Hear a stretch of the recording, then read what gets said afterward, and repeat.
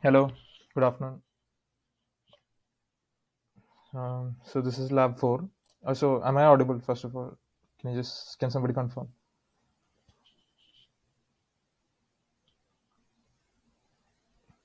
Hello?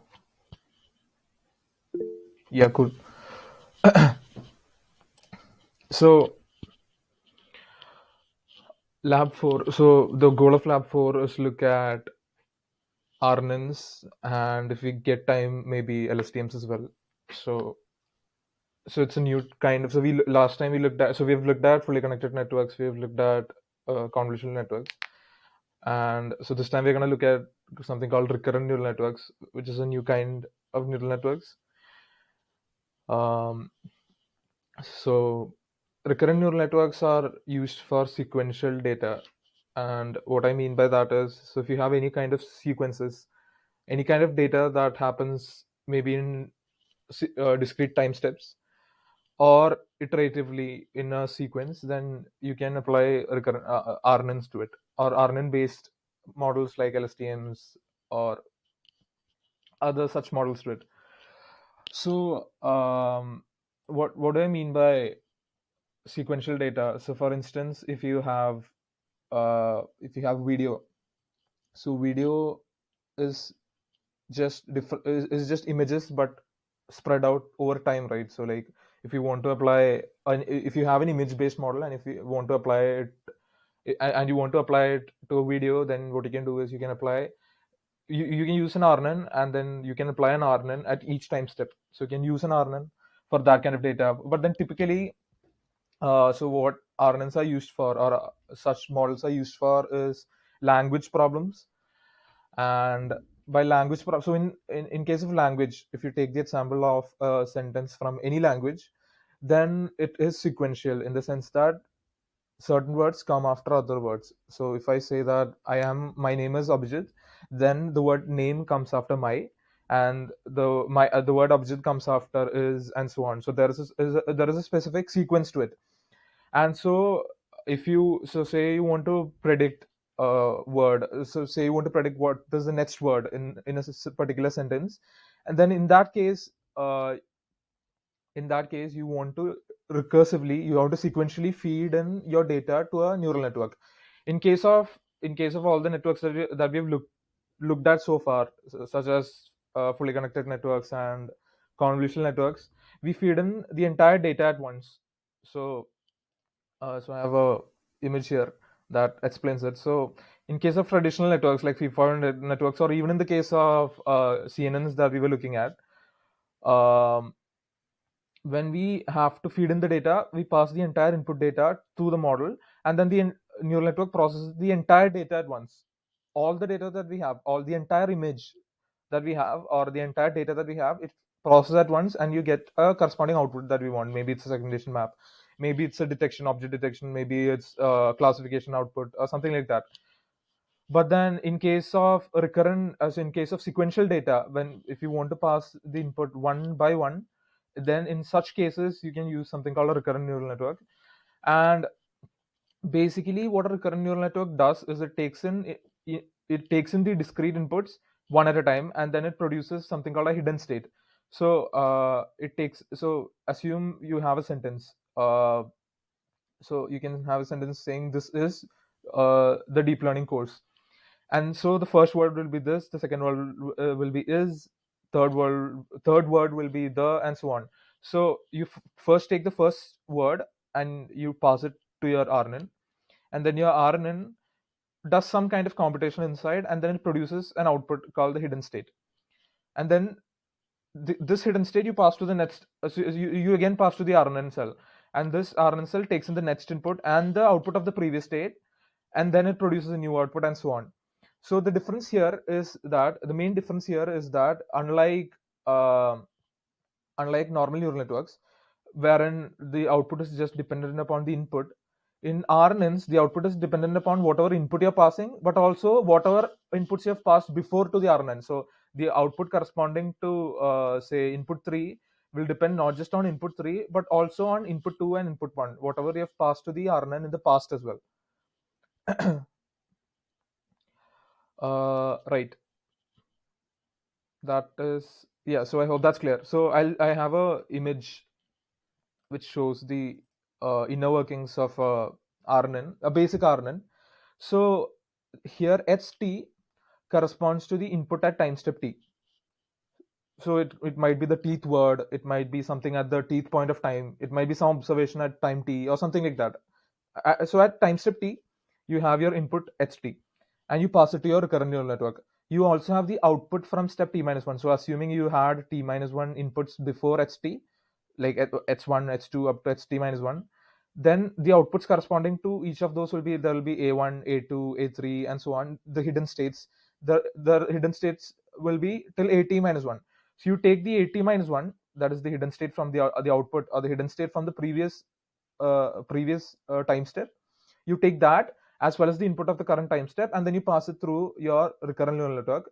And inside the recurrent neural network, all that is there is you take this ht and this at minus 1 and you apply just a linear transformation to it, and you add it, and then you apply some kind of non-linearity. So you can, so here you're applying tan h, some kind of non-linearity you apply to it, and then you get the output corresponding to time step uh, t. So after this, the hidden state output will be at, and so on.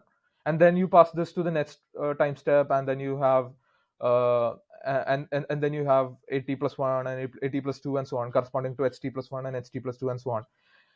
Now, so this is the hidden state. This is the hidden state. This is like a token that you're passing between the time steps.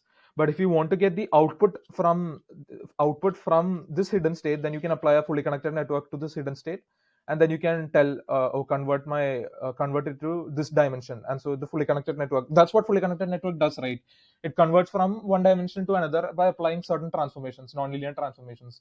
So you can take your hidden state, you can apply a fully connected network to it, and then you'll get some output, whatever kind of output you're looking for. So whatever task you're training the RNN to do, you'll get that.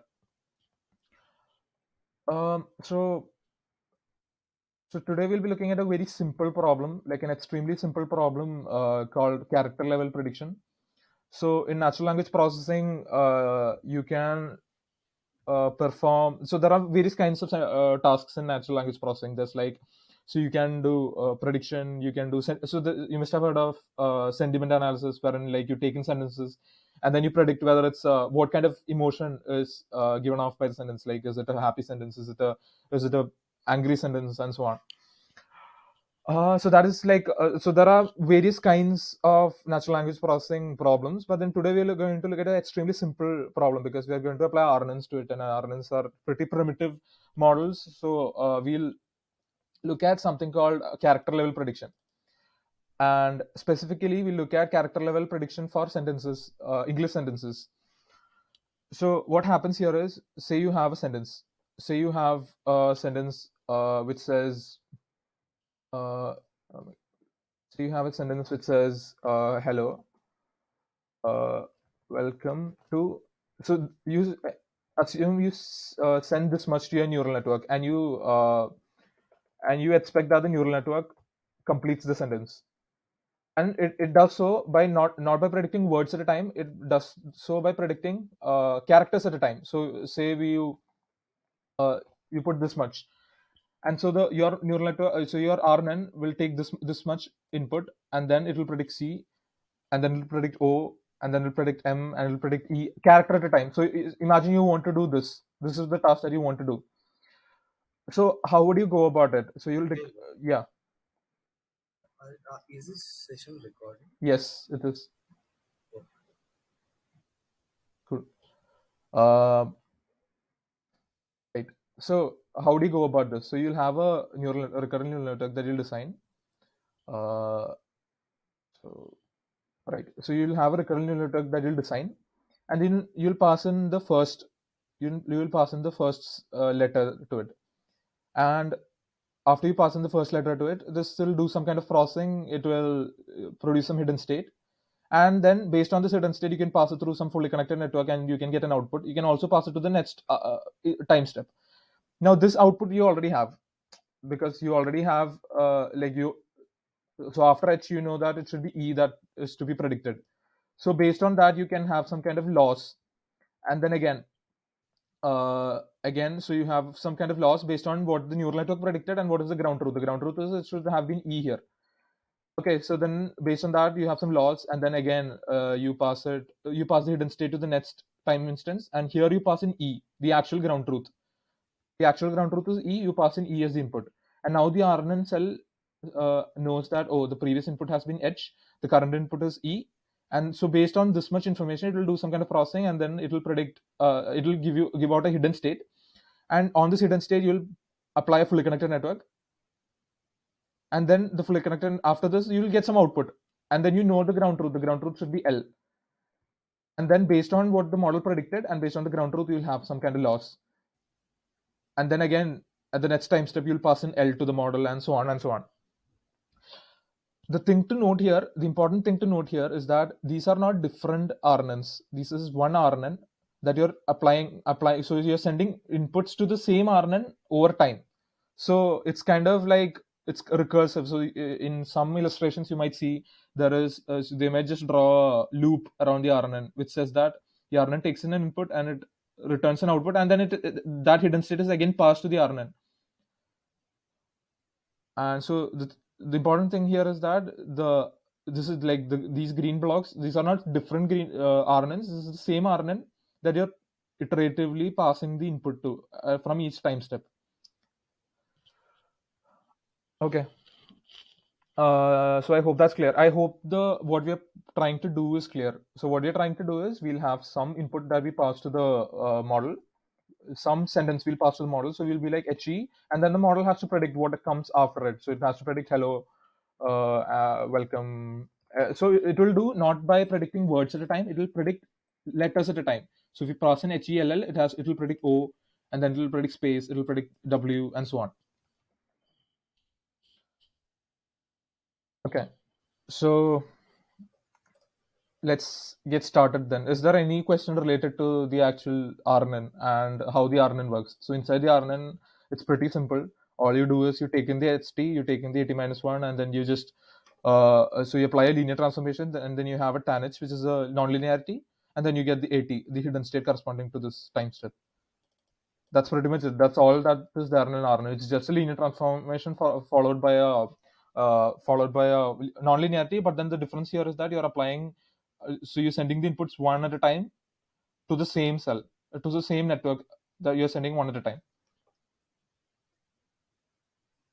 And here in this yellow part, there is a fully connected network. You take the hidden state and you apply a fully connected network to get the outputs corresponding to each time step. Cool. If that's clear, we can get started. So I'm not going to take a data set because natural language processing data sets are huge, and we don't have the time, or I mean, it's not required to look at huge data sets. So we'll just make our own data set. So let me first connect to a runtime.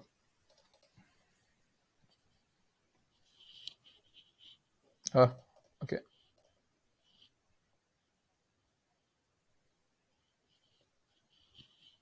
I mean, we don't really need a GPU for this because we'll be using a tiny data set, but might as well. So let's have a very small data set. We want our neural network to learn just a few sentences that we're going to give to the neural network. That's all that we wanted to learn. I mean, yeah, usually you'll be feeding huge data sets, like data sets of sentences, like tons of sentences to the model. But then just for illustration, we don't need to do that. So let's look at a very small data set. So let's create a data set, and we'll just make a list of sentences that we want. So let's have a list of sentences.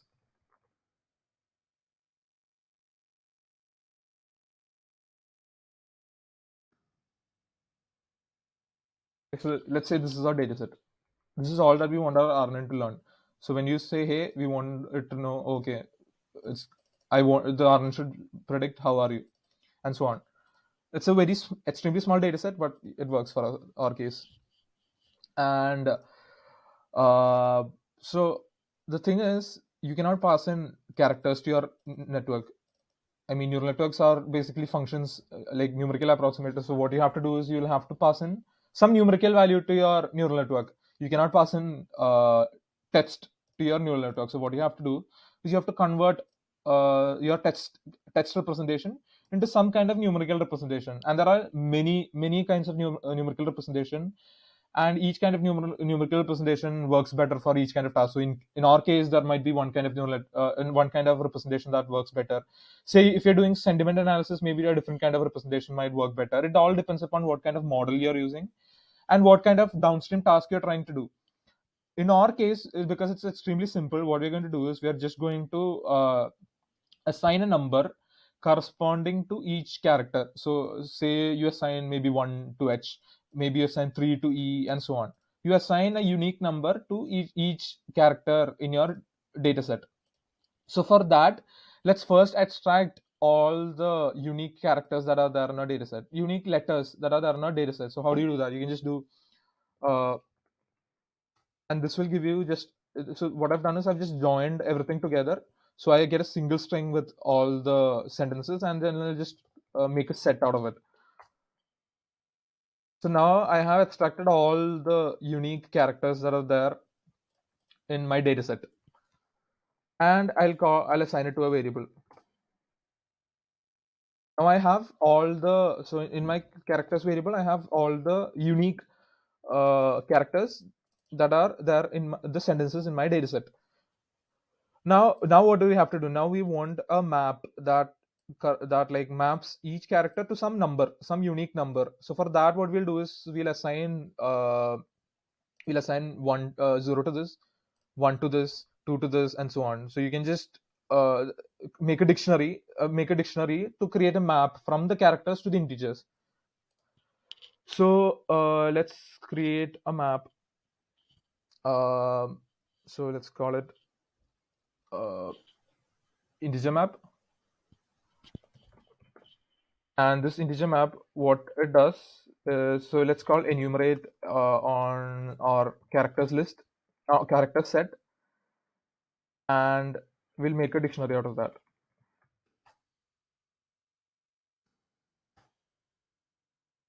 So now our this dictionary corresponding to each number, there is a character.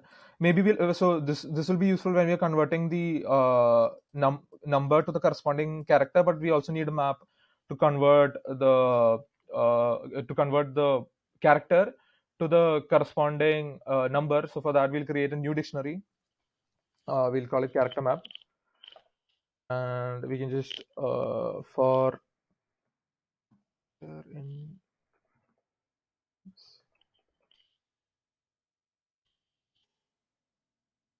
so I've just reversed it. I've reversed the key and the value. So in our character map, we'll have so in our character map we'll have yeah, in our character map. So here we had the number and the corresponding character. Here we'll have the character and the corresponding number.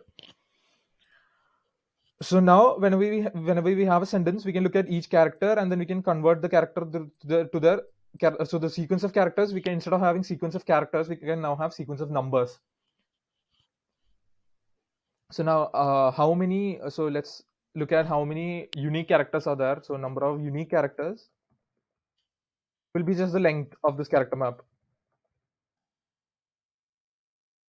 And let's see how many other. There are 17 unique characters in our. Yeah, it's obvious from here because 0 to 16. There are 17 unique characters in our data set. In sentences in our data set, there are 17 unique characters. And uh, so you have 3 sentences in our data set. So what is the maximum length of a sentence in our data set? So we can also get that using, so we can just call length on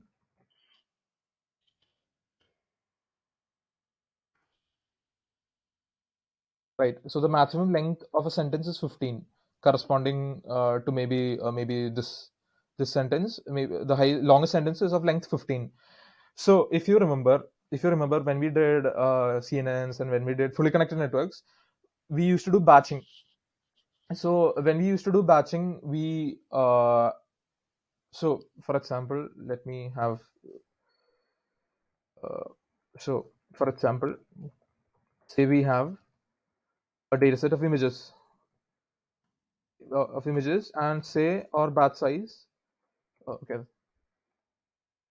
and say our batch size is 30. And so what will be the shape of a tensor? Or the shape of a tensor will be 30 comma 3 comma maybe 256 by 256, which means that you have 30 images which are RGB images of shape 256 by 256. So the thing here was that all the images had to be of the same shape. Only then you can batch it. Only then you can create a single tensor. If the first image was of shape 256 by 256 and the second image was of shape 512 by 512, then you cannot create a single tensor out of it. You cannot stack these two tensors to make a single tensor. You cannot batch them. So when you want to do batching, you want your tensors, you want the individual tensors to be of the same shape or the same size. So in our case, if you're passing in sentences to your model, then the sentences should be of the same shape if you want to batch them, right? So what we'll do is we'll just make all the sentences of the same shape by just adding spaces to the end of each sentence, such that all of them are of the maximum length. So if this sentence is 15, then and this sentence is say 13, we'll make this sentence also 15 by just adding spaces to the end of this, so that all the sentences are of the same shape, because space does not really matter, right? It does not have any information value, so you can just add spaces to the end of it without issues. So what I'll just make a simple loop. uh, so for all my sentences, so this is just iterating over my sentences in the dataset, and uh, so length. So if the length of each sentence is less than a maximum length, then just append a space to it. Okay, so I don't think we saved it in mathlink. Okay,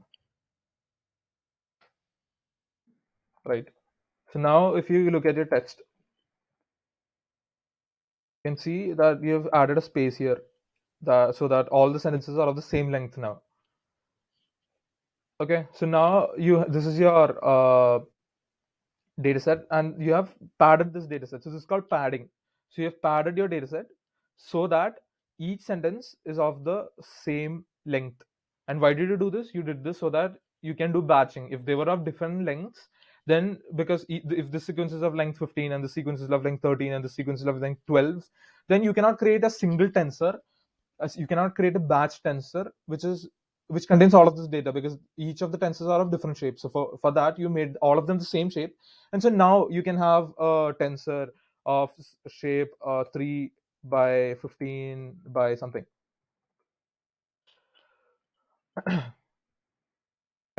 So that is done. So now what we'll do is so our model will take in inputs and our model will predict outputs. And so corresponding to the inputs, we'll have an input sequence, and corresponding to the output, we'll have an output sequence. So let's make the input and the output sequences that we'll be feeding iteratively to our model. So for that, I'll make a list for the input sequence. I'll make a list for the target sequence. And for each of my sentences, I will just append. I'll just for the input sequence, I'll take everything except the last,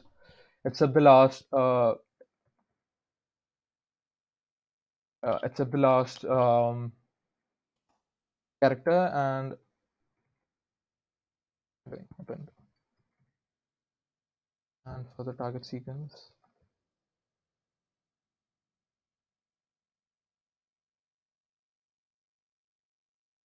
everything but the first. So I'll explain this.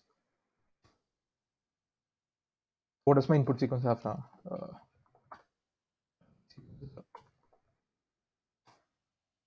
Okay, so I'll explain this now. Uh, so you have your recurrent neural network that will be predicting one character at a time. So the input sequence will be, so you've made the input sequences that will be feeding to your model and the target sequences that you expect from your model. So why is it like this? So because you pass an H to your model. So when you pass an H to your model, you want your model to predict E. When you pass in E to your model, you want your model to predict Y, and so on. But then at the end, so you pass in O to your model, and then you want your model to predict U. Then you won't pass U to your model, right? Similarly, in your target sequence, there won't be H, because H you're already passing. H is what you'll start with. So you first pass H to your model, and so H, you don't have to predict H, because H is already it is the first input that you'll be passing to your model. So it does not make sense to have it in your target sequence. Similarly, it does not make sense to have the last character in your input sequence, because you'll be predicting that, and so on. Is that clear? So so you've created an input sequence and a target sequence, and uh, even now it's in the form of characters. So what we'll do is we'll take these sentences and we'll convert it into numbers. Instead of having sequence of characters, we'll convert it into a sequence of numbers. And how do we do that? We do that using this character map that we made earlier. uh, so so what we do is we can just iterate over each sentence, for each of these, what I'll do is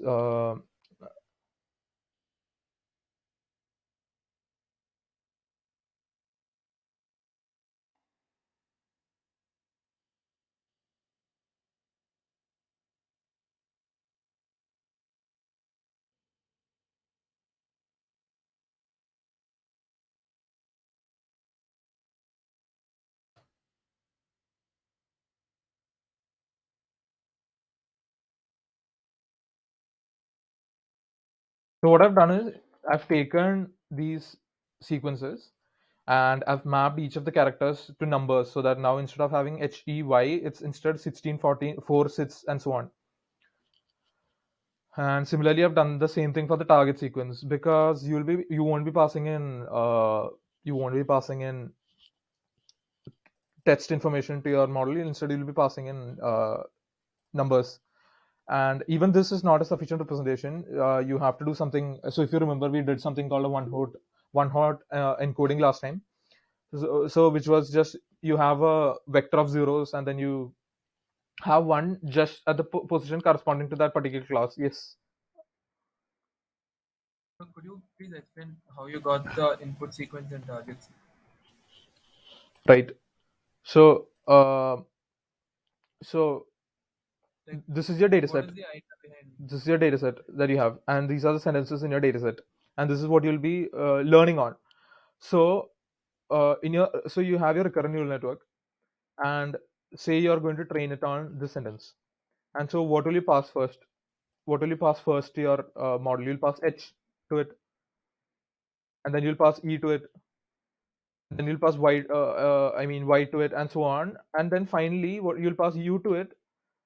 You'll pass O to it, and then it will predict something. It will predict U, and then you're not going to pass U to it, because there's nothing to predict now. Right. Yeah, right. So that is why there's the last character I've excluded from each of the input sequences. Similarly, for the target sequence, you're passing in H here, so there is no place where you'll be predicting H. You'll start by predicting O. You'll start by predicting E. Right? You pass in H, you'll predict E. You pass in E, you'll predict Y. You'll pass in, and so on. And so you don't need to predict H at any point, right? You're passing in H. Yeah. So that is why the target sequence will be this. So when you pass in H, you get E. When you pass in E, you get Y. When you pass in Y, you get space. When you pass in space, you get H, and so on. Okay. Thanks. So that is how you created an input sequence and a target sequence. And then our input sequence and target sequence are in the form of characters. So we just mapped the characters to numbers. Okay. So now what will we do? So now so this is not a sufficient representation. So this is not a sufficient representation, because we need so if you say 16, that does not have any kind of information. So in the sense, uh, it is not a rich enough representation when you say 16. So you're telling at the first position it's 16, at the second position it's 4, at the third position it's 6, and so on. But then what you'll have to do instead, you'll have to map each of these 16, 4, 6, and so on into a one hot vector of size number of unique characters. Wait, so I'll explain how that is. So say you have 4, right? So you want to get the one hot embedding or vector corresponding to 4. So how do you do that? So how many unique characters are there? How many unique characters are there? We found that out. We saw that there are 17 unique characters. So what we'll do is we'll have a 17. We'll have a vector of length 17. Uh, so I think it's better to copy paste this now. So this is 1, 2, 3, 4, 5, 10, 15, 16, and 17. So we have a vector of length 17, right? And only at position 4. Only at position 4. So 0, 1, 2, 3, 4. At this position, we'll have 1. Right. This is how one hot vectors work. We saw this with when we did classification as well. When we had so when we were predicting 0 to 9, when it was 9, we had it at 1 here, or 1 at the last position. When it was 3, we had 1 just at position 3 and 0 elsewhere. So that is how one hot vectors work. So when it's 4, it's like this. So instead, say you had 14, then at position 14 it will be 1, it will be 0 elsewhere. So what does this tell the model? This tells the model that at this position in your sentence, my I have I have a character which corresponds to this which corresponds to this particular. So instead of having 16, you have a different representation of 16, which is a one hot representation. And similarly, instead of 4, you'll have a vector of length 17. Instead of 6, you'll have a vector of length 17. Instead of 14, you'll have a vector of length 17, which is 0 at all places except 14, or except 6, or except at 4, and so on. I hope that's clear. This is just representations of data. There's nothing important here. It's just that you're converting your data into a representation that can be understood by your recurrent neural network. It's as simple as that.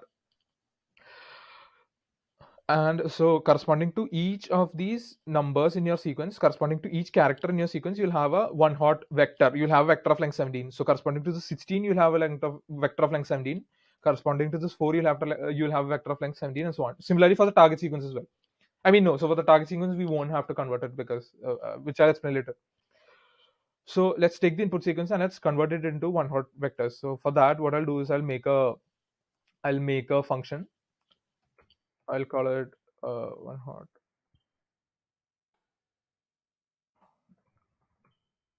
sequence.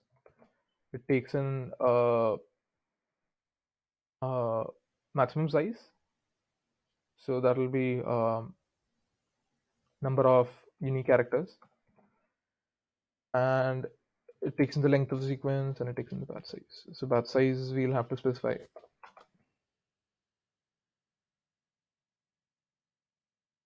So I'll write the code, then I'll explain it.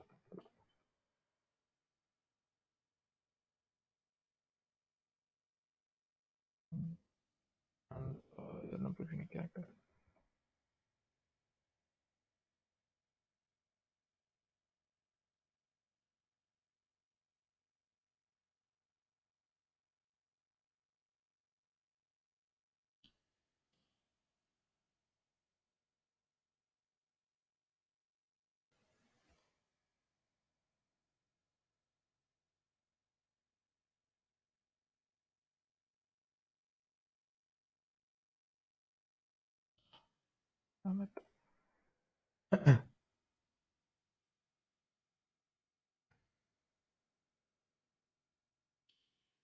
So first of all, I have to import numpy. Let's import torch. Okay, that's all that we need for now. So what I'm doing is, so you're going to create one hot vectors corresponding to each of these characters. So what is the shape of this? The shape of this is 3 times what? it will be 3 times 1, 2, 3, 4, 5, 6, 7, 8, 9, 10, 11, 12, 13, 14, 15. I think it's 15, right? The maximum sequence length that we found out was what? Right? We didn't see what the actual length was. So maximum length, right? It was 15. So each sentence we have made it of length 15. And how many sentences do we have? We have three sentences. So the current shape is 3 by 15. There are 15 numbers corresponding to each sentence.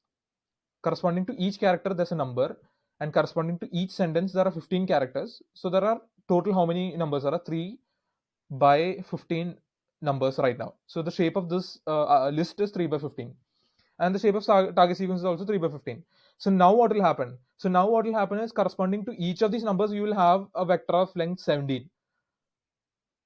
So what will be the shape of the final tensor? It will be 3 by 15 by 17. Right. So basically what it is uh, it's number of sentences times number of characters in a sentence times length of one hot vector. So you have three sentences, and corresponding to each sentence you have 15 characters, and corresponding to each character you are going to have a vector of sense length 17. I hope that's clear, because it's important, because otherwise you won't understand what's happening further on when you actually make the model. So corresponding to each sentence, so there are three sentences, and corresponding to each sentence you have 15 characters, and corresponding to each character you have a one hot vector which is of length 17. And why is it of length 17?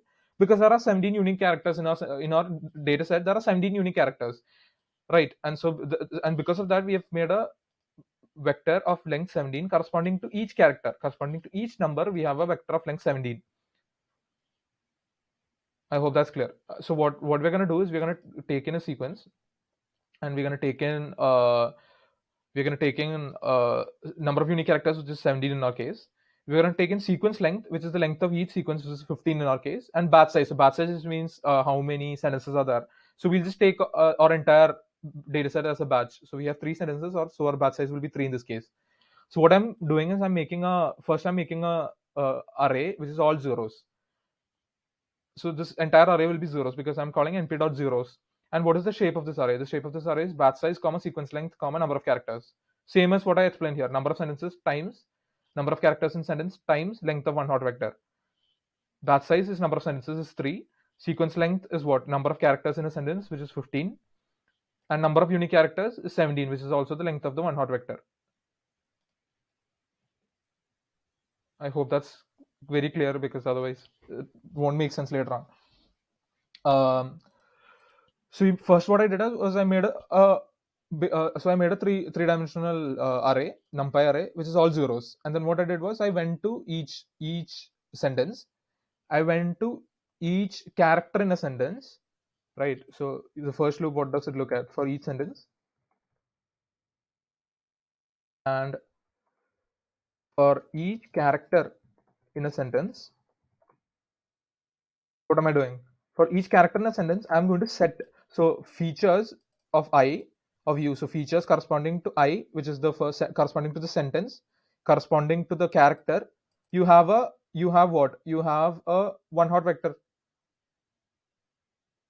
right? And in that one hot vector, at what position are you going to set 1? You're going to set 1 at the position corresponding to this number. Uh, so say you have 4, right? So corresponding to 4, now you have a one hot vector, which is all zeros, because that's how you have initialized it. You have initialized it to all zeros. And now what I'm doing is I'm saying, oh, so this position is 4. So I'm going to go into my 17 long vector, and I'm going to position 4, and I'm going to set 1 there. And I'm going to set 1 there. And similarly, I'll do that for each character in each sentence. Right. So for each character in each sentence, I'm going to the one hot vector, and I'm going to set 1 at at what position? At the position corresponding to that. So what will be sequence of I comma u? It will be the number. So sequence of 0 comma 0 will be the first character of the first sentence. Sequence of 1 comma 3 will be the third character of the second sentence, and so on. And at that position I'm going to set 1. So I'm creating one hot vectors corresponding to each character in each sentence.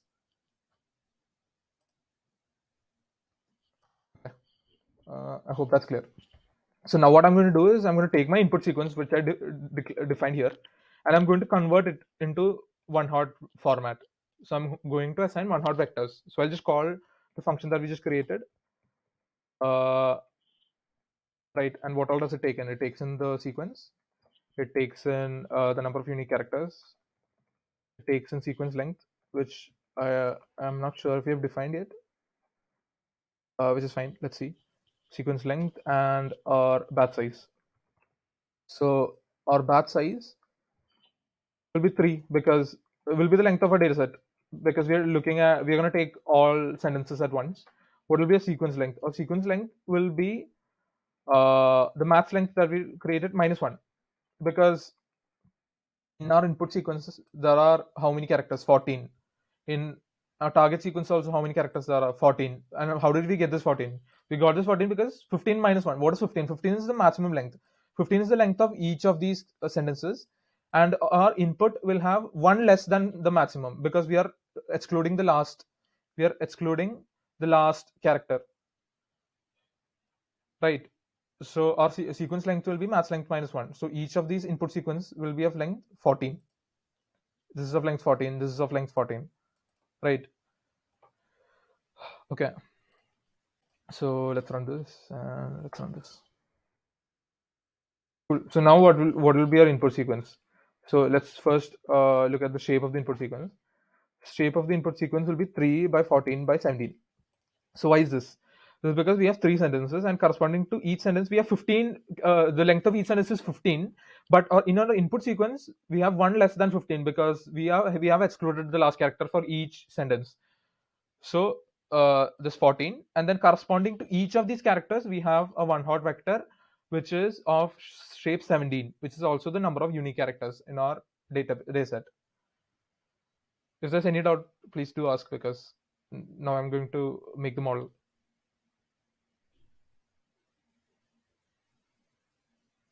Okay, so I'm assuming there's no doubt. So now what I'll do is I'll convert. So now I have it in the form of a numpy array, so I'll make it a toss tensor. Torch numpy.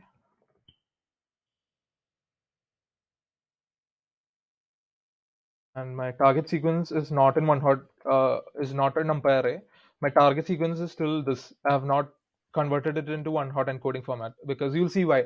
Because I mean, the reason is because we're going to use cross entropy loss, and if you remember in cross entropy loss, the way cross entropy loss works is for the target you do not have to give one hot vectors.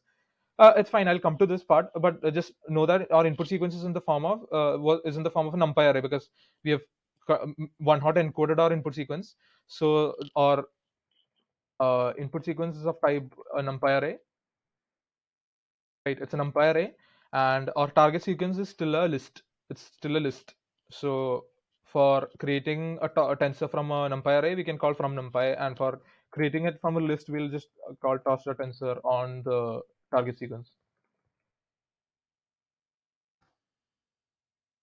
And we have CUDA available, so CUDA, great. So now what we can do is, so now we have our data. So now we have the data that we want. We made a data set.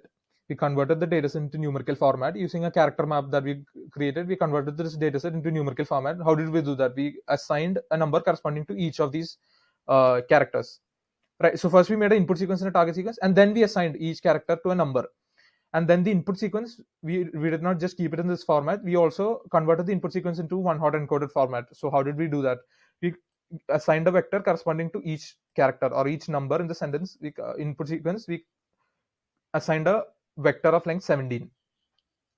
So now we have a data ready, and we also have so we have assigned our batch size as well, which is 3 because it's a tiny data set. So we are going to pass our the entire data set at once.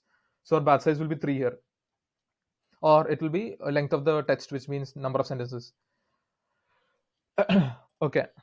So now what we're going to do is we're going to making the model. So as always, you'll define it in a class, and this class, as always, has to inherit from an dot module because you're creating a neural network. You're implementing a neural network. It always has to inherit from an dot module. And as always, you need a init method, and you also need a forward method, right?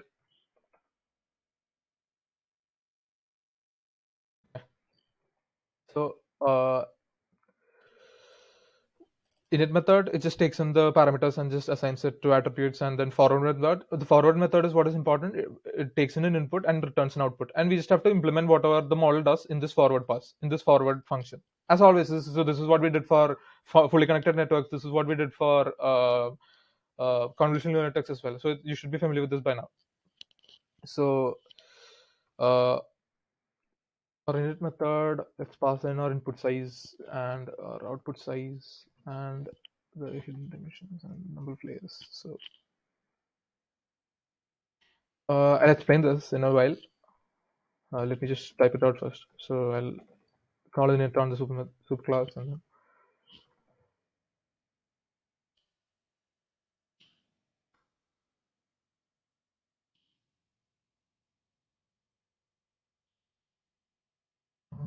so I'll explain this in a while. Just give me just a minute.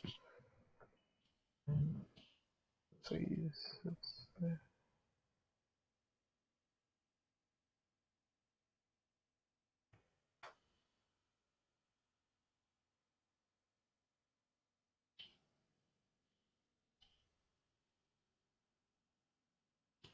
okay. So in our neural network, in our recurrent neural network, we had this RNN cell, right? And we also had a fully connected network here. If you remember, I mentioned that we take the hidden state and we apply fully connected network to get the output corresponding to each step. So we have a fully connected network here. And we also have this hidden state, right? We also have this hidden state. Now, this RNN cell takes in a hidden state from the previous step, and it takes in a hidden state from the previous step, and it takes in the input and it produces the hidden state.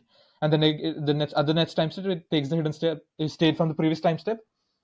It takes in the input and then produces an output, and so on. Now, this hidden state can be any arbitrary dimension that you want it to be. Also, if you see here, we are not passing in any hidden state to the first Rn time step. So when we're passing in, say we're passing in, hey, how are you, to your model. So when you're passing in h, your model has not seen anything before this. So there is no hidden state corresponding to the previous time step because there is no previous time step. So what you're gonna do is, typically what you do is you pass in just a hidden state with just all zeros. You pass in a hidden state vector with just all zeros to your RNN cell, and then you pass in your input, and then after the first time step you'll have a hidden state, and then you can use that for the next time step, right? I hope that's clear. I'm just saying that for the first time step you do not have a hidden state corresponding to the previous time step. So what you usually do is you just take a vector of zeros, right? There are different I mean, for different cases you do for different things, but usually what you do is you take a vector of zeros, right? And you pass it to your RNN cell as the hidden state because you do not have any past information. So where was I?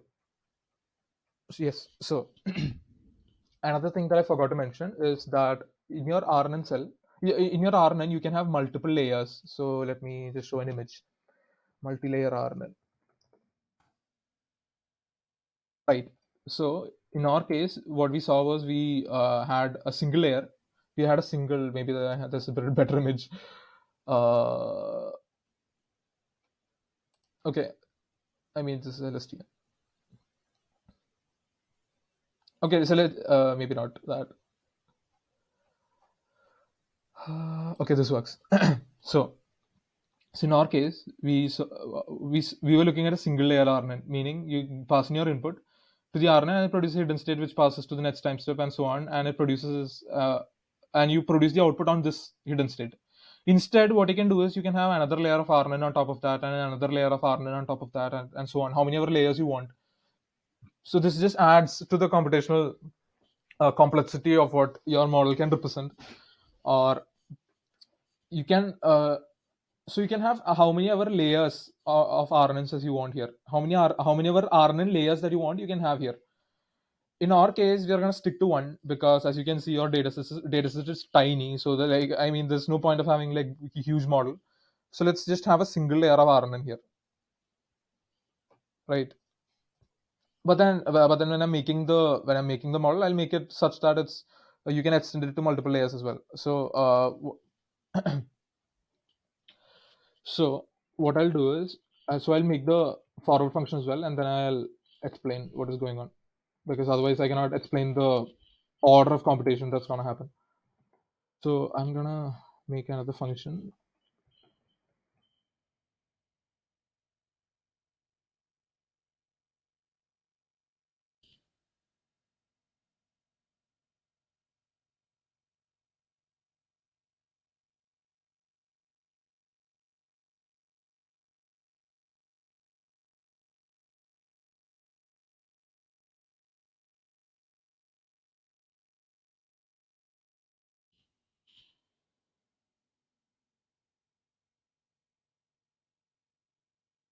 Just bear with me. I'll explain this in a while. Uh,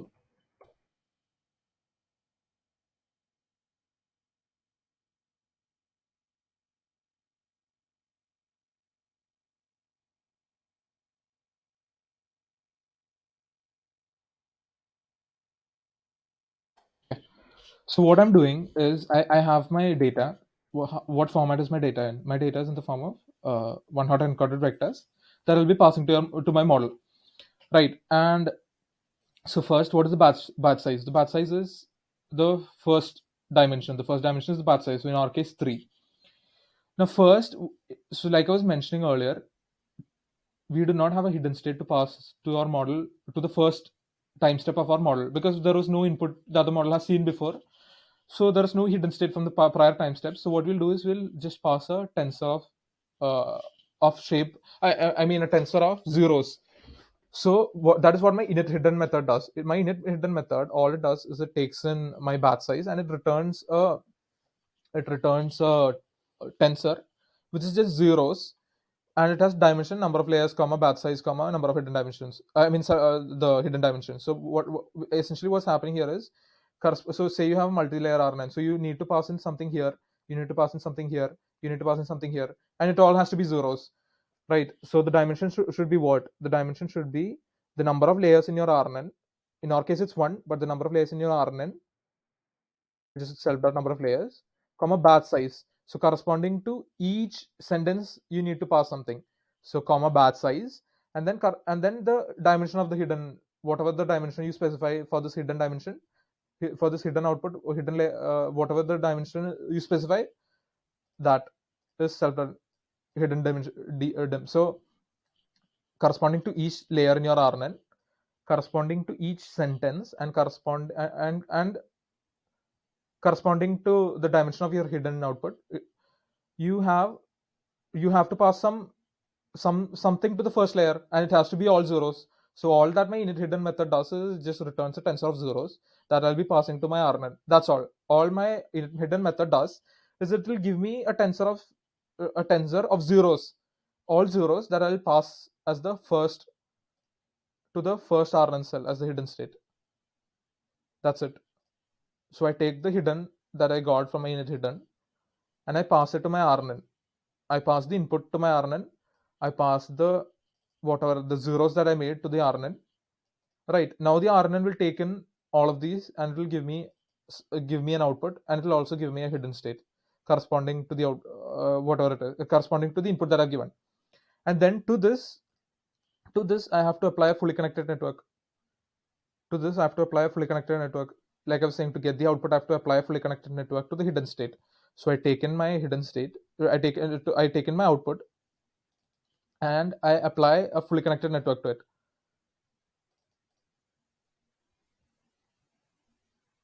And so I've used nn.rnn. So in PyTorch, rnn is already implemented in torch.nn.rnn. So I've just used that. And so because implementing an rnn is pointless because it's already there, and you know how an rnn works now, so it's not that difficult to implement an rnn. But then, so you have nn.rnn, and again I'm using nn.linear for the fully connected network. And let's look at torch, the documentation, so that it's clear. uh, so it's here, I guess. Torch dot.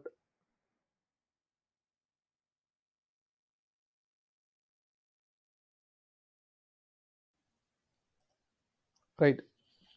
So your torch.rnn applies a multi-layer RNN with TANH or ReLU nonlinearity to an input sequence, and by default the nonlinearity is TANH.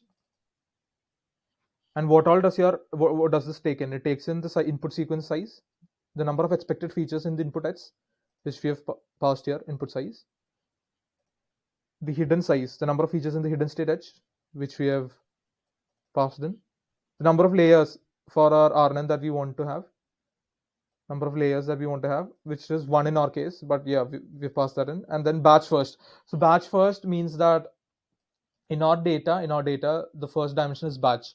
So we're just specifying that by default batch first is true, but yeah, I think so. By default it's false. So we're specifying that in our data the first dimension is batch. That's it. And then we have a fully connected network which applies a fully connected network which takes in our hidden state, and it gives you an output which is of dimensions output size. I feel like I've confused you guys, but then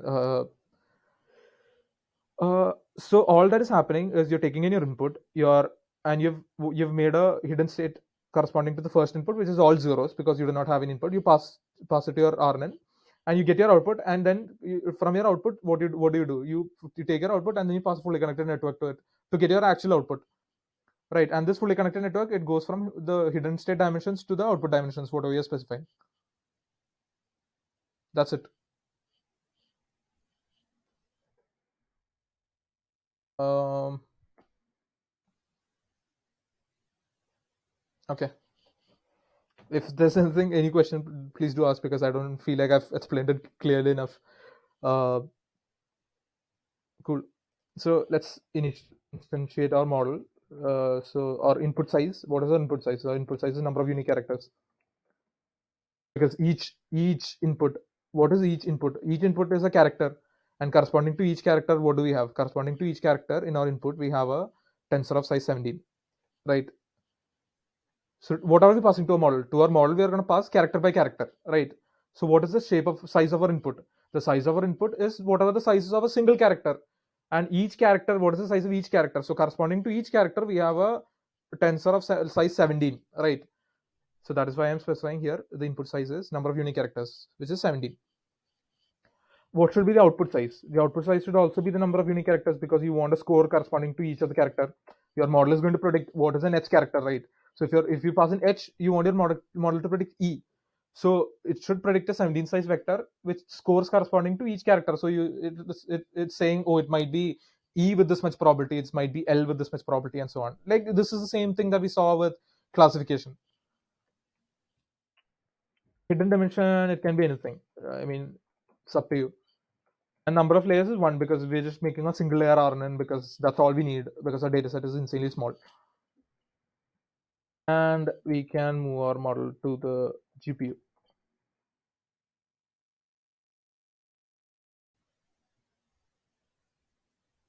Hopefully it works.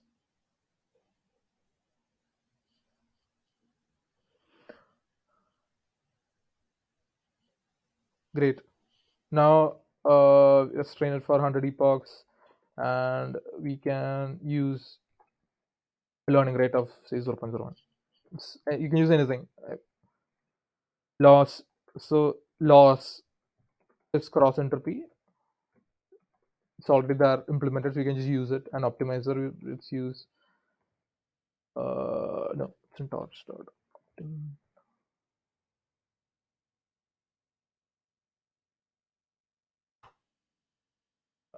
The I'm using the Atom optimizer. Instead of last time we used SGD, so this time we're using Atom. And the optimizer takes in the model parameters and learning rate, and it will do. So in this case, it will do. So if it is SGD, it will do gradient descent. In Atom, it will do a modified version of it, and so on. So the loss we're using is n dot cross entropy loss. Why are we using n dot cross entropy loss? We're not doing classification, but yeah, we are doing classification kind of a way. If you think about it, your model is predicting what should be the next character. And how is it predicting that? It's predicting the next character by giving you a list of scores corresponding to each character. So it's saying it's kind of like classifying the next character into a set of fixed classes, right? So you have a fixed set of possible characters. You have 17 characters that you can predict. You cannot predict any other character. There are 17 characters that you can predict. And within these 17 characters, so you're predicting a output of size 17. So corresponding to each character, each unique character, there is a number which says, oh, this with this much probability or this much score, it might be this character. So it's exactly the same as classification, right? In classification also, our model was saying with this much score, it might be a bird. With this much score, it might be the letter 9. In MNIST, we saw this the same thing. So we're using n dot cross entropy loss. So let's look at n dot cross entropy loss again, so that you will realize why I did not convert the target sequence to. Okay, I've backed out too many times. Hmm. Why is it not showing me the? Okay, torch dot and let's just go losses cross entropy loss. Right now, cross entropy loss. If you remember, we have done this like 3 times now, so you should probably remember it. So the cross entropy loss, the output should be, so the input that we're passing to the cross entropy loss should be raw normalized scores. So we're not going to apply softmax, right? Whatever the output of the RNN is, we are going to pass that directly to the loss. Okay, and what should be the target? The target should be class indices in the range 0 to c. So we do not have to convert it into one hot vector here. So the implementation in PyTorch is convenient in the sense that instead of having to convert or target sequence also into this format, you can pass it like this itself, right? You can pass it like this itself and it will handle it. So the target should be class indices. So it should be class indices, and it's already that, right? So it's class 4, it's class 14, and so on. There are 17 classes. So the target sequence can remain as just indices. You do not have to convert it into one hot vectors. And the output from a model that will pass as the input to the cross entropy loss, it has to be a raw normalized scores, right?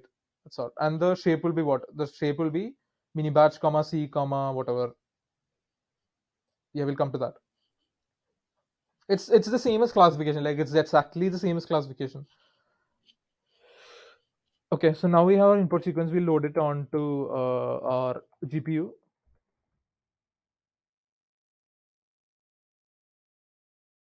right? And we'll write an extremely simple training loop. So uh,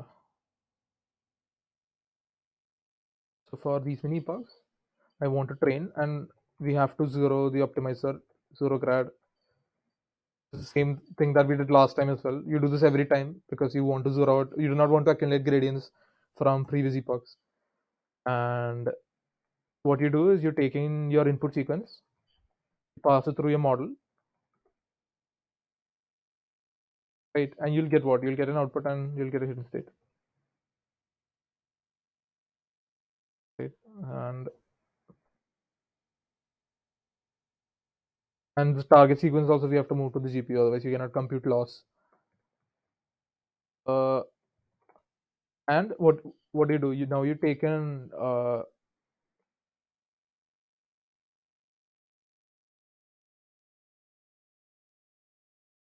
you pass your output which you have not normalized. So they say that the input has to be raw normalized scores. So you have not normalized it. You take in your output, you pass it through to your model, and you take in your target sequence and you pass it to your model. And the target sequence does not have to be one hot encoded. It can be just class indices, like I was mentioning earlier. It can be just class indices. you pass it. Now the problem is I don't think the shapes will match now, so I'll have to reshape it slightly so that so target sequence I'll flatten it out. So if I do dot view dot minus one, you remember what this is from first lab. It just flattens out the vector now, and I think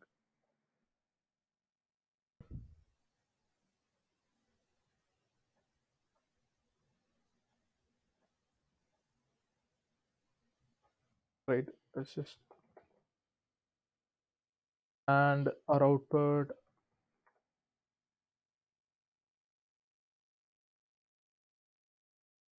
I'll explain what I'm doing because I don't think it's clear right now. So let's let's take an example. Um,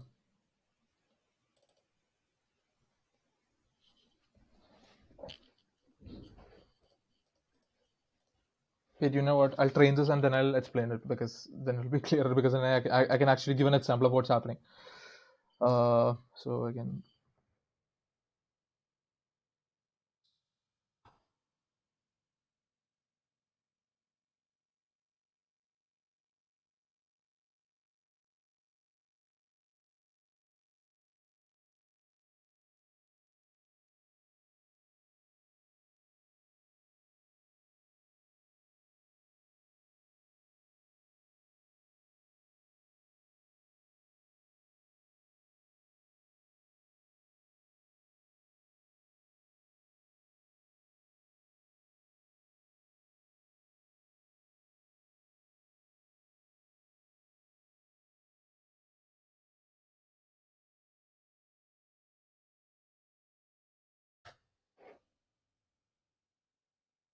cool.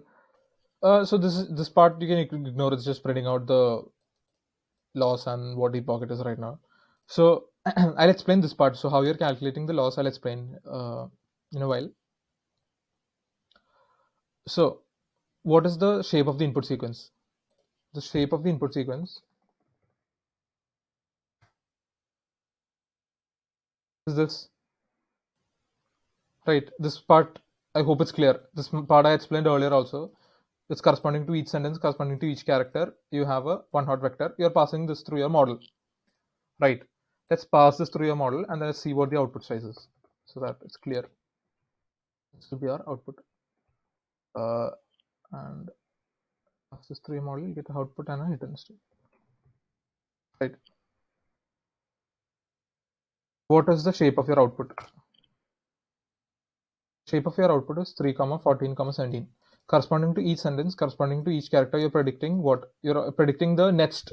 You're predicting the next character, and the next character prediction will have a. So each character that is predicted will have a vector of length 17. Why? Because you're predicting 17 scores. So it might be A with this much probability, it might be E with this much probability, and so on. There are 17 such numbers corresponding to each character, corresponding to each sentence. Is this clear? Like this much should be clear. Like you're passing in your input. What is your input? Your input is this. This is your input that you're passing to your model, right? Not in this format, but it's in the form of one hot encoded vectors. But yeah, essentially this is the input that you're passing to your model, right? One by one. And what will be the output? The output should be, in theory, it should be this, right? And corresponding to each of these, the model is predicting what? The model is predicting a vector of size 17. It's predicting a vector of size 17. So for each character, so if you pass in h, so it should predict e. So for e, it does not predict e as it is. It predicts 17 numbers, and corresponding to e, the value might be the highest. So you pass in your input sequence to your model, you get an output, and the shape of the output is also the same shape as the input because corresponding to each character that you're passing, you're getting an output. Corresponding to each character in your input that you're passing, you're getting an output. So the shapes will be the same. So that is your output shape. And what is it? What is the shape of your target sequence?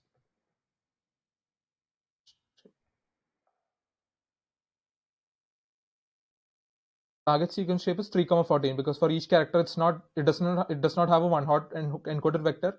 It just has a single number because we did not convert it into one hot encoded vector. If you remember, it's just in this format. It's just a number. So now now you want to take both of these information, both of this the output that you got, you want to take the target sequence that you got, and you want to pass it to your loss, but you cannot pass it because you see the shapes, right? So what I'm going to do is I'm going to make this into a single I'm going to make this into a 42 by 17 vector and this into a 42 size vector, because here if you see they say that you need a, where is it, input, which is, it should be just class indices, right? It should be a tensor which is just a single list of class indices. So for that, how what do? I just take target sequence, and if I do dot vu minus one, what will happen? It will convert it into a single tensor which is of size 42. Instead of 3 comma 14, it will become now 42. Right? That is what I've done here. Target sequence dot view minus one, and I just made it long because of so target sequence dot view dot minus one. It took the 3 by 14 vector and it converted into a single vector of size 42. Similarly, I took the output. I said convert this output dot view minus one comma output shape of minus one. So it converted into 42 comma 17. Right. That is what they want. That is what they want. Mini batch comma C. Or so I converted into 42 comma 17 and 42, and then I passed both of these to the loss, because that is the format that cross entropy loss that wants it to. Like it's not that important. What is important is that you got your output from a model. You also have your target, whatever your target character should be, and you're passing both of these to your cross entropy loss. And I had to reshape it a bit because of the format that cross entropy loss implementation in PyTorch expects it to be. That's it. It's as simple as that. And I passed it to that, and I calculated the loss, and I called backward on loss. So like all the gradients were calculated, and then optimizes that step, does a step of optimization, and I trained it for 100 epochs. And the loss is decreasing, right? And it trained instantly because our data set is tiny data set, so it trained instantly. Is there any doubt here? Because now I'm going to write a script for actually predicting, if you pass something to it so that the model predicts something, so that you can see if the model has learned anything. Like, is there any doubt at this till this point?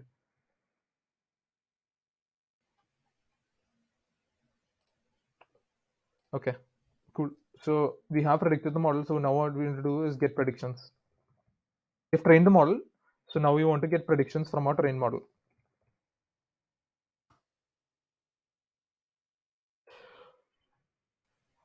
So what we'll do is uh, we'll make a function for that called predict. Take some model and it takes a set of characters. Model, and it takes a set of characters and it predicts the next character.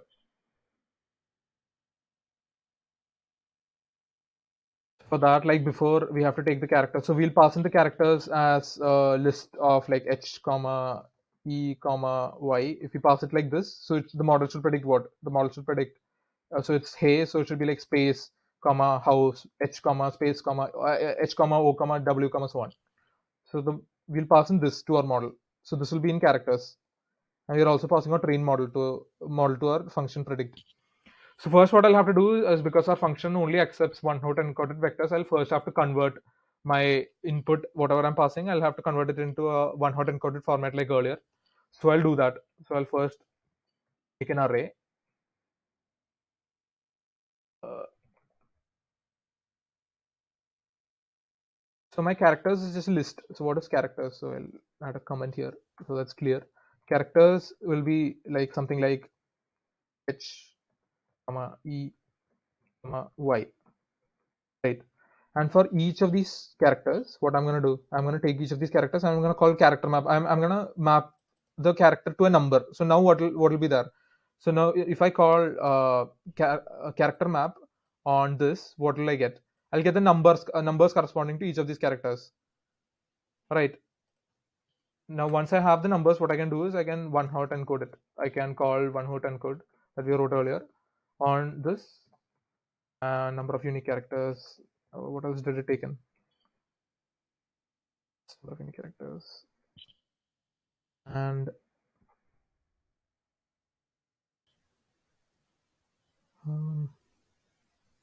where did we write it? Right, it takes in batch size. So in our case, it will be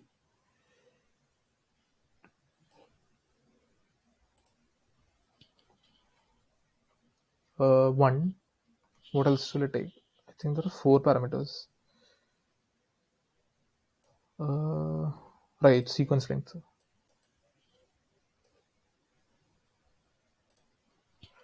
Sequence length will be characters. Now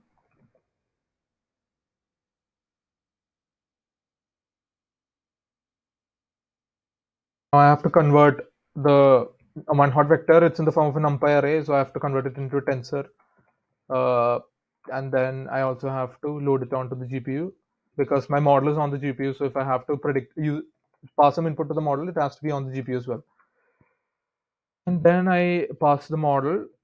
I pass the input to my model. I get the output, and now so I had to, before I pass it to the model, I should probably set it in eval mode because I do not want to calculate gradients because I'm just evaluating my train model on some input. And now what is my output? My output is what? My output is a vector, is a set of vectors of length 17, and each of these are scores. They are unnormalized scores. The model produces unnormalized scores corresponding to each class or each number or each character, right? And so, in order to predict what character it is, what do we have to do? We have to first apply a softmax so that we convert it into a probability, and then we have to find the index corresponding to the maximum score. So wait, I'll explain this. So in case, so let's say our model predicted a vector of size 17. So it's like 0.01, 0.02, say 0.3, 0.4, 0.4, and so on. So there are 17 numbers, right? This is what our model predicts. And from this, how do we go from this to E? So how do we go from this to saying that our model predicted E? We do that first. We take this, we apply softmax. So what happens when we apply softmax? When you apply softmax, all of the numbers become normalized. They become probabilities from the scores. They get converted into probabilities. Okay, so now you apply softmax to this. You have some set of 70 numbers probabilities now, and then what you do is you call torch dot argmax on it. If you remember, we had discussed this when we did classification. We call torch.argmax on it. So it returns the index corresponding to, so if this is the largest number, it will return 0, 1, 2, 3. It will return 2 because the maximum values that possession 2, it will return 2, right? And so then we know that our output is whatever character corresponds to number 2, and we can use our integer map to get convert 2 to whatever character it is. So if it is E, and say the number corresponding to E is 2, and after we apply this torch.argmax, if we get 2, then that means the model has predicted E.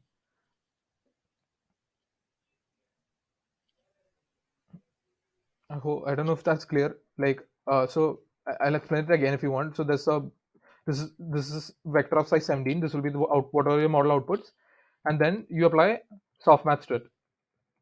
Softmax to this, and then what will you get? You get a list of probabilities. You use torch.argmax to get the index corresponding to the maximum value, right? So say our maximum values, what am I doing? Say or oh, so I'm typing in a code cell, but it's fine.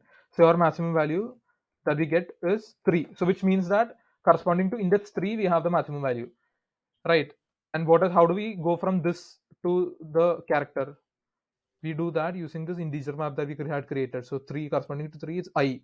So it means that our model says that with maximum probability, it thinks that it's 3. And what is 3? So we know that 3 is I. So we use the int map to convert 3 to I.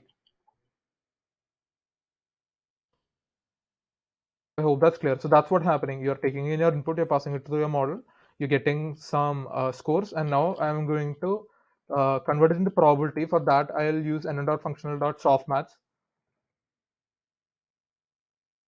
So that now instead of unnormalized scores, it's going to be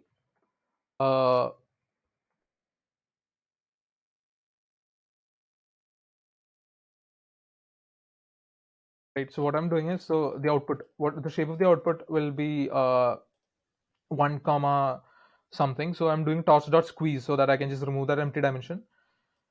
And so I apply softmax to, so I have this list of 70 numbers. So I'm going to apply softmax to it so that instead of having 70 numbers now, I have the corresponding probability scores, right? And I apply it along the first dimension. And what I'll do is I'll apply torch.argmath. So what does torch.argmath do? So I have this probabilities, and then torch.argmath will look at this probabilities and will say, oh, the maximum value is at third position. So which means my model is predicting 3, right? Similar to that. So torch.argmath, I'll call torch.argmath on this prob. And then so now we have this 3. So now how do we get our prediction? Our prediction is not 3, our prediction is I. So to get our actual prediction in terms of characters, what we'll do is we'll call our integer map that we had created earlier. We use the integer map on this character, right? So to extract the value from the tensor. And yeah, we'll return this.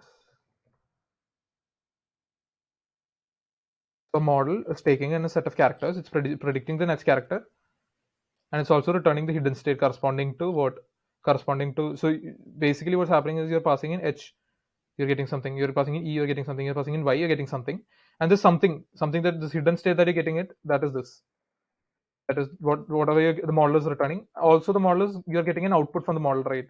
You're getting an output from the model, and this output, what did I do? I converted, I applied softmax to it, I applied argmax to it to find which position is the highest, and then I applied the integer map to it so that now I can get it in the form of a character. So what am I finally returning? I'm finally returning a character, and I'm also returning the hidden state corresponding to what? The hidden state corresponding to that input that you gave to the model.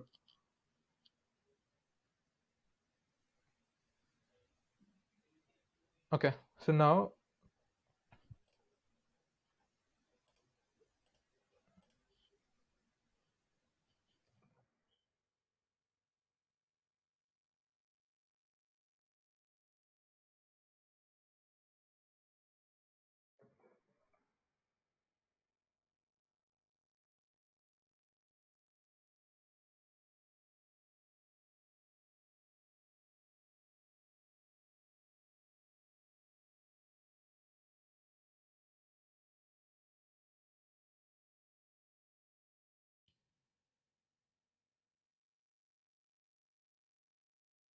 um, I'll explain what I'm doing right now. Just give me a minute,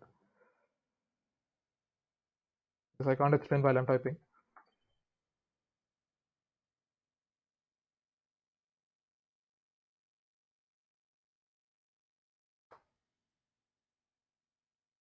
I'll actually show you an example.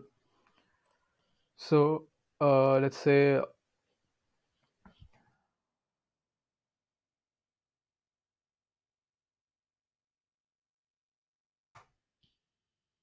right, so let me explain what's happening.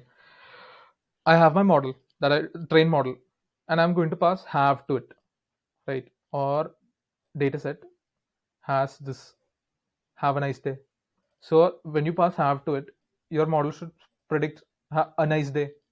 It should predict space a nice day, right? So what I'm doing is I am taking my model, I'm taking this have, whatever the input I've given to the model, I'm converting it to lowercase because in our dataset everything is in lowercase. I'm splitting this into characters. So for each character in this, I'm splitting it into characters. So now it will be what? A list of characters: H, comma A, comma V, comma E. Right. And now how many more characters do you have to predict? So because every sentence is of length 15, you want to predict 15 minus the length of have. So this sentence will be of length 15 because we have padded everything to 15. This sentence will be of length 15. So you have. So now how many do you have to predict? You want to predict 15 minus 4, 11. Right. So in total, the prediction should be of length 15. The total sentence should be of length 15. So how much more do you have to predict? You have to predict 15 minus whatever the length is of whatever you have passed into your model. So 15 minus 4. Right. So you have to predict 11 more in this case. 11 more characters you have to predict.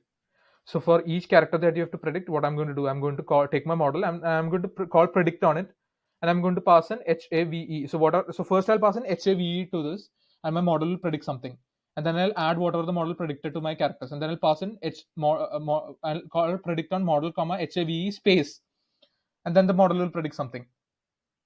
And then what will the model predict? The model predict A, and now I'll in my characters it will have HAVE space A, and then I'll pass that to the model.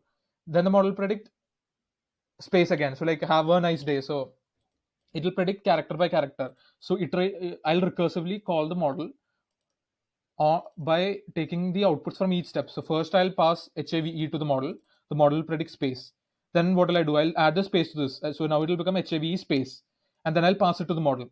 And now the model will predict A. So now it will become H HAVE space A. And now I'll pass this to the model. Now the model will predict again space. And now I'll combine this and I'll pass it again to the model. So now the model will predict N and I and C and E and so on. Till when? I'll do this till the length is 15, because all the sentences in my dataset are of length 15. I mean, this is not important what exactly is happening here. It's just that I'm recursively calling my model so that it's predicting character by character. I'm passing some input to the train model, and the model is predicting each character by character. That's it.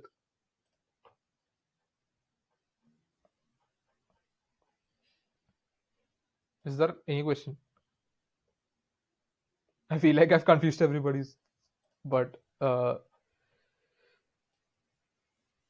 I mean, in essence, what is important is that your RNN, the important part of RNN is that it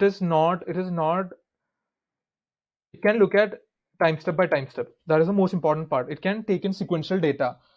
When you want to process sequential data, you can use RNN or RNN based methods, right? So if you want to predict character by character, then you cannot pass in your entire sentence to your model like in a traditional feed-forward network. You cannot pass in your entire uh, sentence to this and then predict it, because then it does not make sense, right? If you want to pass character by character, if you want to do like a character level prediction task, then you cannot use a CNN or a traditional fully connected network for this. So for such kind of or in case you want to predict word by word, right? In such cases, you cannot use a traditional network. So for that, you need something that can have a history of what all it has seen till now. So if I pass HAV to my model, then the model has to remember, oh, so far I've seen HAV, so the next character that I have to predict must be E. In case of traditional networks, it does not have any memory. In the sense, there's no memory here. If I pass H to it, it will predict every time. It will predict the same thing. If I pass A to it, every time it will predict the same thing, irrespective of what I passed to the model before. But in case of RNN, RNN will remember, oh, so far I've seen H, A, and V.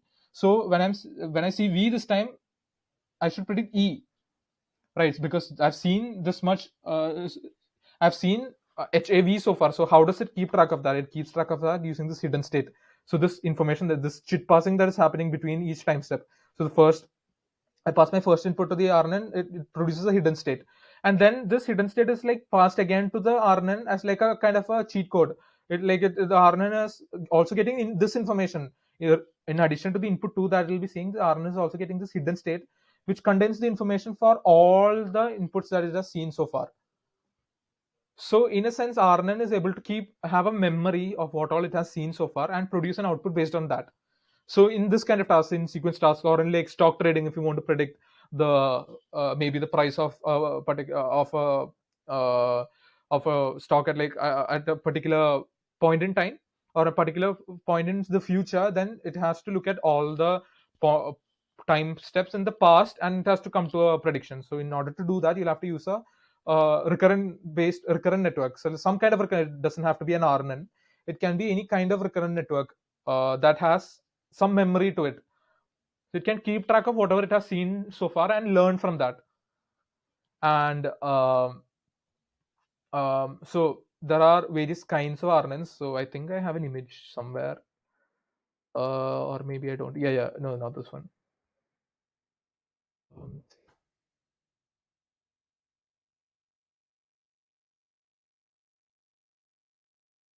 Um, yeah, this one. Right. So RNNs can be applied not just in this one format that we saw, but it can be applied in various kinds of ways. So in our case, we were doing this one, right?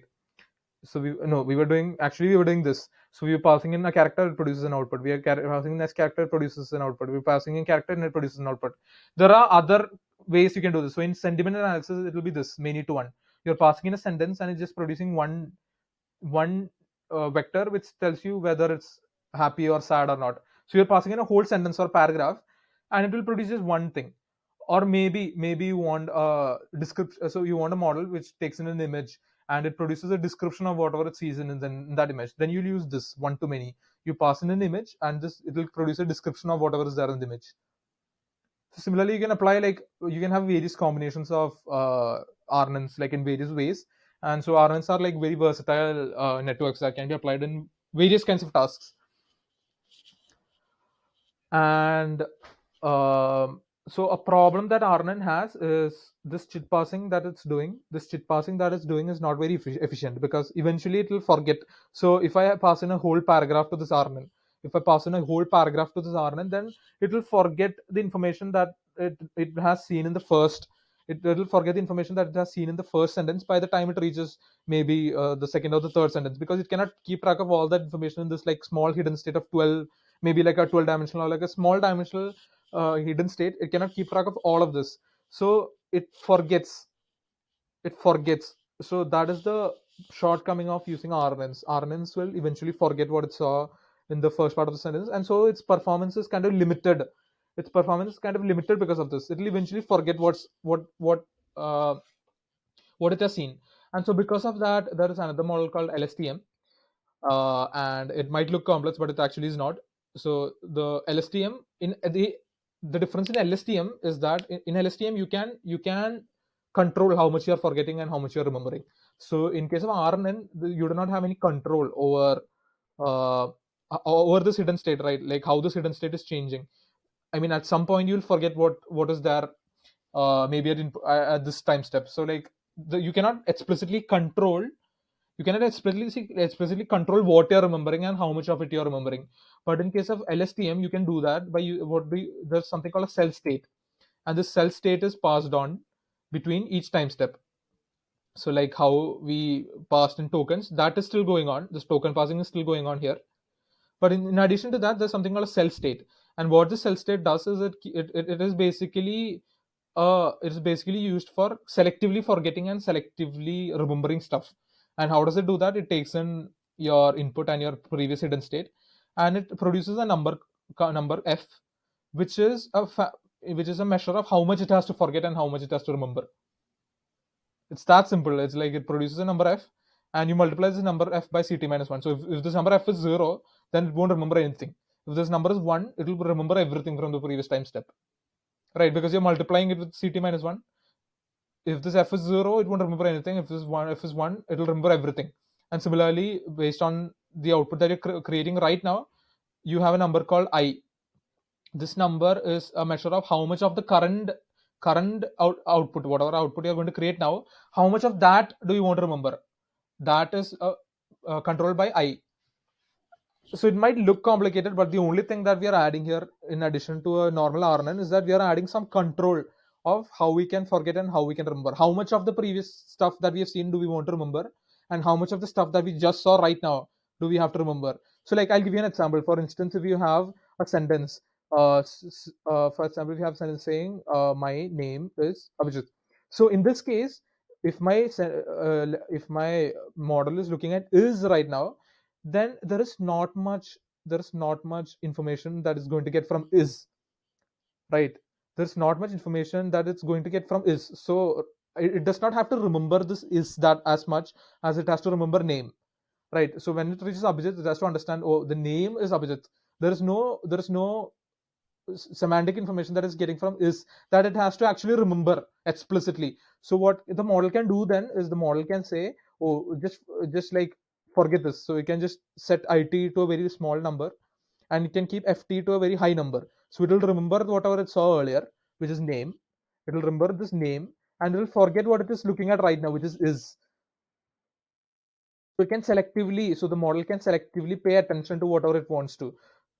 So it can remember that. So if I say Abhijit got C in DL, then so when your model is looking at this C, it does not have, so when your model is looking at got, it does not have to remember that. But when your model is looking at C, it can understand that Abhijit is the one who got C.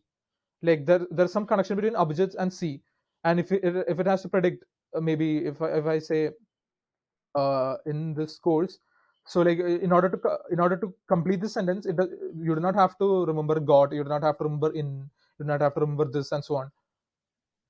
So if I have something like which he took, so if it has to predict he or if it has to predict she, then it has to remember what the name was, right? Based on the name only, it can predict if it's he or if it's can predict if it's she, right? So in order to remember something from this far away, the model can choose to pay attention to this. So instead of paying attention to got or see or in or this or course or which, when it's predicting he, it can choose to pay attention to this part, Abhijit.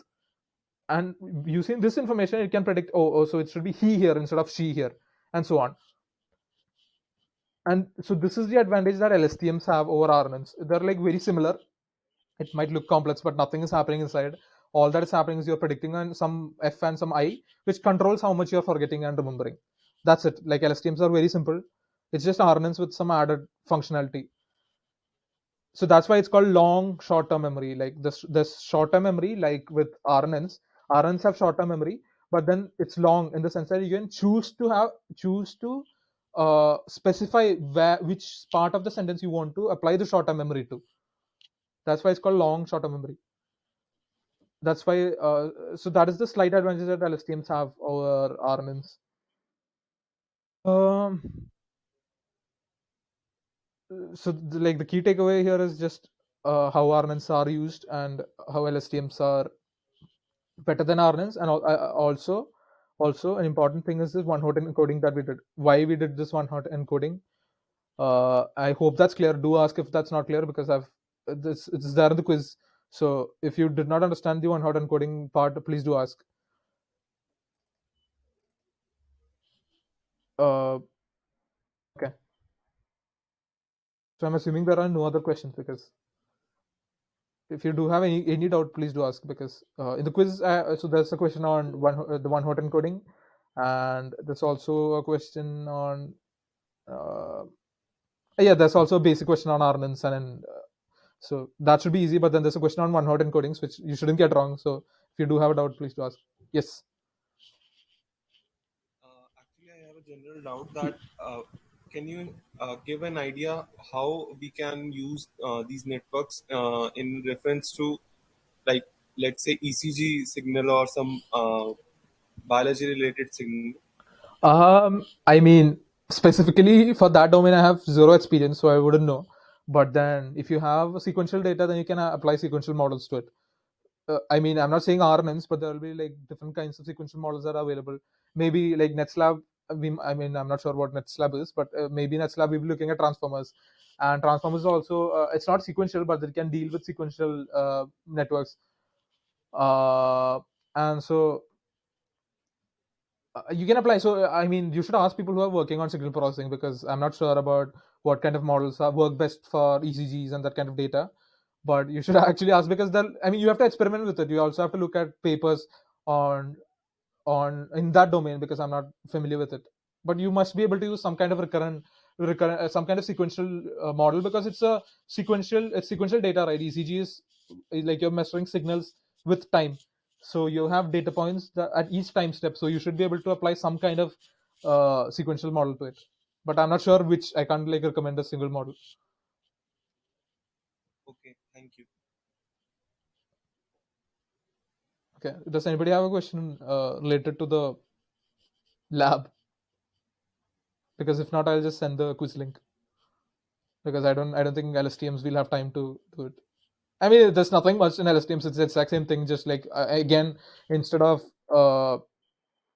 using, why is this? Oh god, parse dot. mm, Recurrent. So instead of using RNN, just use LSTM. That's it. Just torture enter LSTM and just pass the input however they're mentioned in the documentation.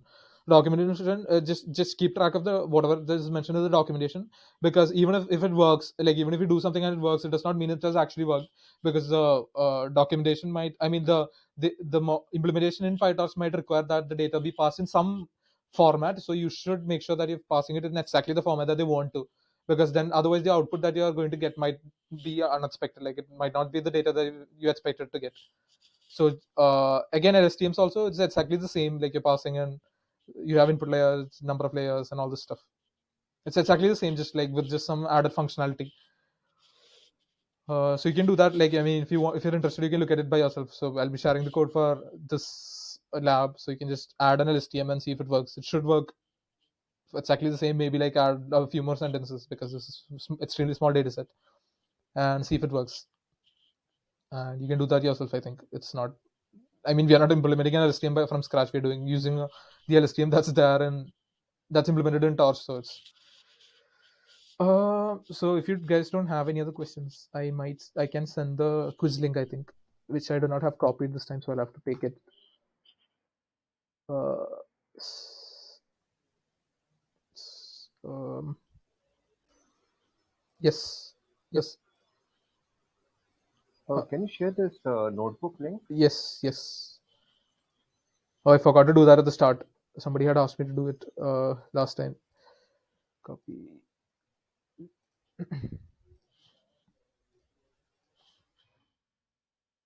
I mean, I don't think there's anything in the notebook that'll be useful for the quiz, but yeah. Right. So it's again, I think 15 minutes will be more than enough for this. It'll be overkill, but yeah, I mean, it's easy this time. It's not like last time. Last time I got complaints that was not enough time for some reason. So this time it's small quiz. Right. Yeah, I've sent the quiz link. Hope it works. I think it should.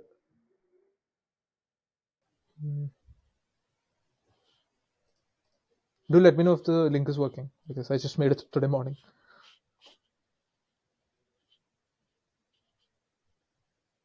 Cool. Thanks, Maniam.